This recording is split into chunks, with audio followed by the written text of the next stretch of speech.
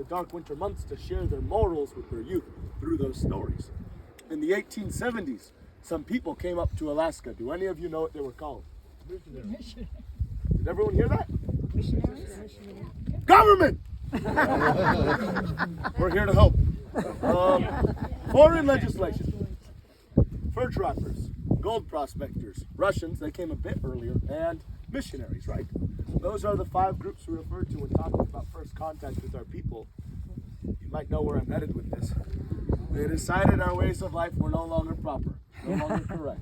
So they implemented new ways of life for us in the form of imposed Christianity, enforced boarding schools. That might sound familiar to some of you. Yes. From the 1870s to the mid-1950s, the outline of 250 Athabaskan languages. That's a big detail. It's about 80 years. Sounds like enough time for almost an entire generation to come and go.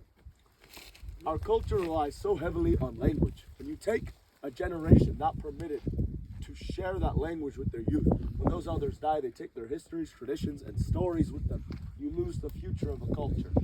Today, there are 232 dialects remaining. 18 at least are missing from that number. And each of those 18 dialects represent unique groups of people, distinct in culture. Diasporas of tradition. We are not all the same up here in Alaska, just with different words. They had their own legends, their own creation stories, and they had centuries upon centuries of wisdom and knowledge passed down by word of mouth only.